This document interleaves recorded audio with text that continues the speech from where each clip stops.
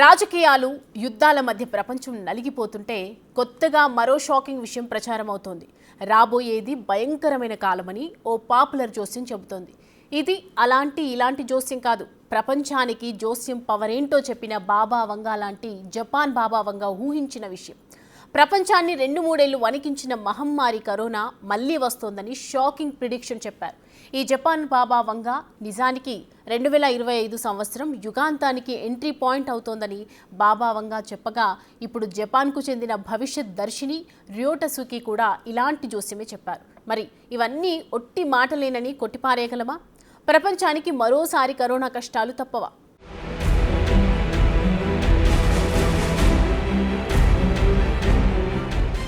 రాబోయేదంతా వినాశనమేనా? మనుషులంతా నశించిపోతారా?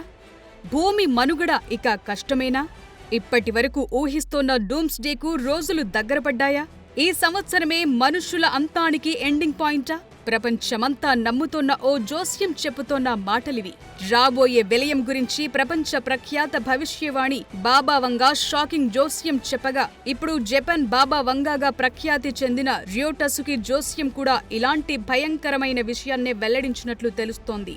నిజానికి బాబా వంగా చెప్పిన మాటలు తేలిగ్గా కొట్టిపారేయలేం. ఎందుకంటే 50 ఏళ్ల క్రితమే భవిష్యత్తును ఊహించిన బాబా వంగా చెప్పిన చాలా విషయాలు ఇప్పటికే నిజమై కనిపించాయి. అలాగే ర్యోటసుకి ఊహించిన అంశాలను కూడా చాలా మంది నమ్ముతారు. అందుకే రాబోయే కరోనా దాడి గురించి ఆమె చెప్పిన మాటలు ఇప్పుడు ప్రపంచాన్ని కలవరానికి గురి చేస్తున్నాయి. 2025 ఘోర కలిని చూపిస్తుందనే కంగారు పుడుతోంది.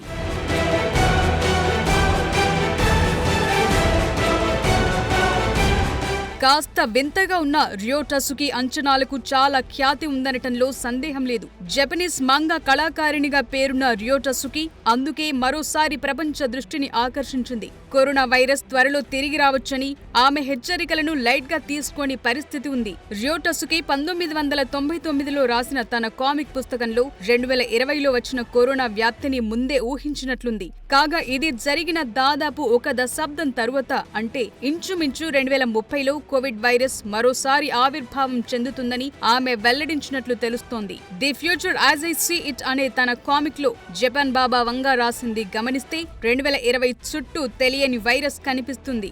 తరువాత ఏప్రిల్లో అది దాని గరిష్ట స్థాయికి చేరుకుంటుందని రాశారు. అయితే ఆ ఏప్రిల్కు సంబంధించిన ఖచ్చితమైన సంవత్సరాన్ని ఆమె పేర్కొనకపోయినా ప్రారంభంలో చెప్పిన 2020 అంచనా కళ్ల ముందే కనిపించింది. 2019 చివర్లో ప్రారంభమైన కోవిడ్ మహమ్మారి ప్రపంచాన్ని ఎలా వణికించిందో అందరికీ అర్థమైంది. అలాగే 2021లో దాని మరో విజృంభణ ఎంత ప్రాణాంతక పరిస్థితిని పరిచయం చేసిందో తెలిసిందే. అందుకే జపాన్ బాబా వంగా మాటల్లో ఏప్రిల్ నెల, దశాబ్దం తరువాత అనే పదాలపై ఇప్పుడు భయం నెలకొంది.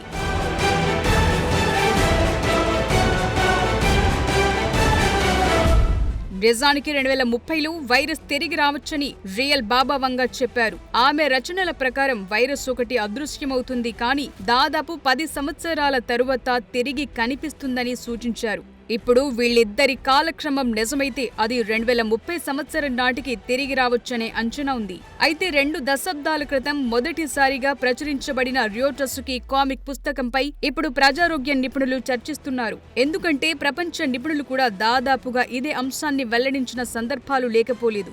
కరోనా పునరాగమనం గురించి శాస్త్రవేత్తలు స్పష్టంగా ఎలాంటి ధృవీకరణ చేయనప్పటికీ చాలా మంది డిసీజ్ X వల్ల కలిగే ప్రమాదాల గురించి హెచ్చరికలు చేశారు. ఇది తెలియని వ్యాధికారకాల నుండి ఉత్పన్నమయ్యే ఊహాజనిత తదుపరి మహమ్మారి అని సూచించారు. ఇక ఇప్పటికే H5N1 bird flu, measles, mpox, Ebola వంటి కొత్త ముప్పులపై పెరుగుతున్న ప్రపంచ ఆందోళనల మధ్య మరో మహమ్మారి వస్తే దాన్ని ఎదుర్కోవటానికి అన్ని దేశాలు రెడీగా ఉండాలని ఇటీవల ప్రపంచ ఆరోగ్య సంస్థ కూడా పలు ఒప్పందాలపై సంతకం చేసింది. ఈ నేపథ్యంలో జపాన్ బాబా వంగా ప్రిడిక్షన్ ఆసక్తిని రేపుతోంది.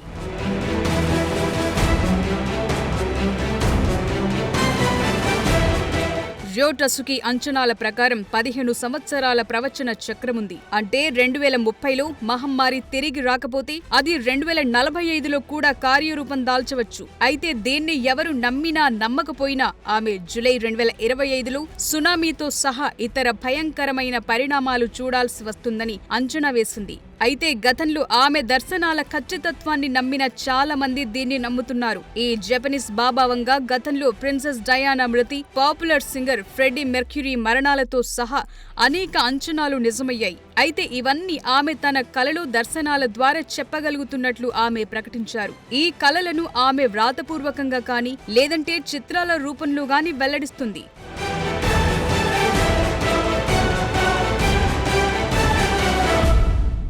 ఇటీవల మూడో ప్రపంచ యుద్ధం గురించి అంతర్జాతీయంగా ఆందోళనలు వచ్చిన సందర్భంలో 2025లో యూరప్ యుద్ధం వస్తుందని బాబా వంగా జోస్యం చెప్పారు. ఇది నిజమైతే పరిస్థితి ఏంటా అనే ఆందోళనలు పెంచింది. ఇప్పుడు జపాన్ బాబా వంగా చెప్పిన మాట కూడా ఇలాంటి చర్చనే లేవదీసింది. ఈ జోస్యంలో నిజానిజాలు ఎంతనే దానికంటే ఆమె రాసిన మంగా పుస్తకంలో వాస్తవాలు స్పష్టంగా ఉన్నాయా లేదా అని నెటిజన్లు చర్చించుకుంటున్నారు.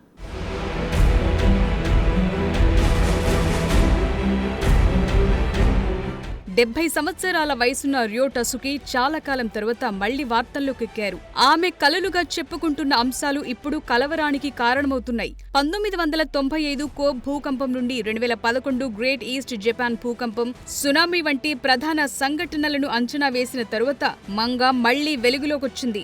మార్చి 2011 గ్రేట్ డిజాస్టర్ కమ్స్ అనే హృదయ విదారకమైన అధ్యాయం ఆ సంవత్సరం మార్చి 11న సంభవించింది. ఆ నిజమైన విపత్తుకు సంబంధించిన స్థాయిని చూసిన తరువాత జపాన్ బాబా వంగా శక్తి చాలా మందిని ఆకర్షించింది. The future that I saw అని ఆమె రాసిన భవిష్యత్ దర్శినిలో టసుకి భారీ సునామీతో కూడిన ఒక పీడకల వివరాలను అందించారు. ఇందులో జపాన్ ఇప్పటివరకు ఎదుర్కొన్న దానికంటే చాలా పెద్దది. ఉత్తర మరియానా దీవులు, ఇండోనేషియా, తైవాన్, జపాన్లను కలిపే వజ్రాల ఆకారపు జోన్లో వస్తుందని, అప్పుడు అత్యంత భారీ బుడగలు పైకి లేచి జపాన్కు దక్షిణాన సముద్రం ఉడికిపోతుందని ఆమె వెల్లడించారు. 2011లో వచ్చిన సునామీ కంటే ఇది 3 రెట్లు పెద్దదని ఆమె మంగా పుస్తకంలో రాశారు.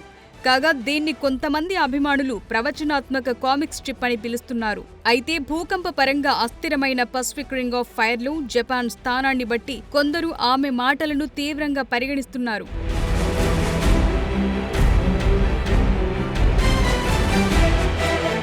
ఇక రియో టసుకి 2025 జూలైలో ప్రపంచంలో భయంకర విధ్వంసం, ప్రళయం జరుగుతుందని జోస్యం చెప్పారు. ఆమె రచనల్లో కరోనా వైరస్ రెండవ వేవ్ లేదంటే ఇలాంటి విధ్వంసం గురించి నిర్దిష్టంగా స్పష్టమైన తేదీలేవీ లేవు. ఆమె రాసిన మంగా పుస్తకంలో ప్రధానంగా సహజ విపత్తులు, రాజకీయ సంఘటనలు, సామాజిక మార్పుల గురించి ఉంటుంది. కానీ కరోనా లాంటి మహమ్మారి గురించి స్పష్టమైన సూచనలు లేవని కొందరు నమ్ముతున్నారు. ఇక ప్రస్తుతం కరోనా వైరస్ మళ్లీ వ్యాప్తి చెందుతుందని శాస్త్రీయ ఆధారాలు గాని, వైద్య నిపుణుల నుండి ఎటువంటి హెచ్చరికలు లేవు కాబట్టి పెద్దగా ఆందోళన అవసరం లేదనే సూచనలు కూడా ఉన్నాయి. 1999 Manga the future I saw పుస్తకం 1980ల నుండి 1990ల వరకు చూసిన కలల ఆధారంగా భవిష్యత్ సంఘటనలను చిత్రించిందనే అభిప్రాయం కూడా ఉంది. అందుకే ఆమె జోస్యాలు స్పష్టమైన తేదీలు లేదా స్థలాలను సూచించలేదు.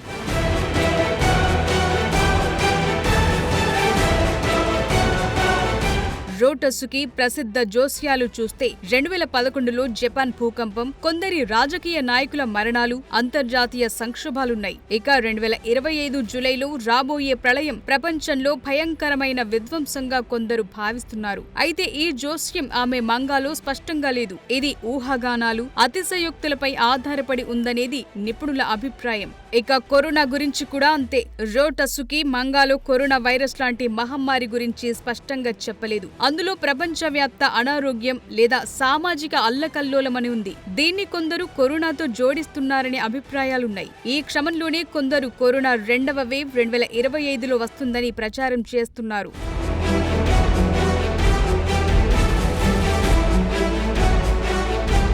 ఇక బాబా వంగాల ఫోటోలు దొరికినట్లు రియో టసుకి ఫోటోలు ఎక్కడ అందుబాటులో లేకపోవటం విశేషం. బాబా వంగా 50 ఏళ్ల క్రితమే జోస్యం చెప్తే రియో టసుకి రాసిన మంగా పుస్తకం 20 ఏళ్ల క్రితానిదే. ఇక ఈమెకు 70 ఏళ్లనే ప్రచారం ఉంది. అయినప్పటికీ ఆమె గీసిన చిత్రాలు తప్ప ఆమె చిత్రం అందుబాటులో లేకపోవటం పలు సందేహాలకు తావిస్తోంది. ఎంత వెతికినా మాంగా కవర్లు, ఇలస్ట్రేషన్లు ఆన్లైన్లో లభిస్తాయి. ఇక బాబా వంగా బతికున్న కాలంలో మీడియాకు ఇంటర్వ్యూలు కూడా ఇచ్చారు. జపాన్ బాబా వంగాకు మాత్రం అలాంటి సందర్భాలు లేవు. అయినప్పటికీ జపనీస్ బాబా వంగా రో టసుకి రాసిన సాధారణ కామిక్ పుస్తకం అంచనాల కంటే తీవ్రమైంది అనే చర్చ ప్రస్తుతం ఇంటర్నెట్ లో హల్చల్ చేస్తోంది. టసుకి రచనలను అనుసరించేవారు సోషల్ మీడియా వ్యాప్తంగా ఆందోళన వ్యక్తం చేస్తున్నారు. నిజానికి ఈ జోస్యం ఆన్లైన్ లో డూమ్స్ డే ప్రిపరేషన్ నుండి డెడ్ మ్యాన్ హాస్యం వరకు పలు రకాల కామెంట్లకు కారణమయ్యింది. కొందరు ఆమె డైరీ నిజమైన డెత్ నోట్ అని అంటున్నారు. ఏది ఏమైనప్పటికీ